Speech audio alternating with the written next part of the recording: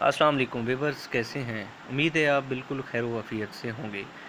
Technical info by Sarmad सवाती में खुश आमदीद। तो दोस्तों, आज की हमारी जो वीडियो है उसका टॉपिक है गूगल क्रोम। तो दोस्तों, गूगल क्रोम को अगर आप सिर्फ आज तक ब्राउज़र के तौर पर इस्तेमाल कर रहे हैं तो दोस्तों आप गूगल क्रोम के बारे में बिल्कुल ही नहीं जानते। दोस्तों, गूगल क्रोम में इतने ज़्यादा फंक्शंस और फीचर्स हैं जिसका आपको अंदाज़ा ही नहीं है। तो दोस्तों, कुछ फंक्शंस की वीडियोस मैं पहले ही अपनी यूट्यूब में अपलोड कर चुका हूँ।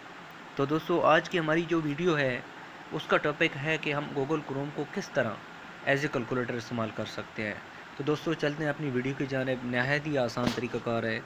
आपने सबसे पहले गूगल सर्च बार में जाना है। वहाँ पे आपने डायरेक्टली इसी सर्च बार को एज ए कैलकुलेटर यूज़ करना है। तो आपने लिखना है जी 4, ऐसे कोई भी हम अपनी मर्ज़ी से एक फ़िगर लिख देते हैं, +4 +7 × 8।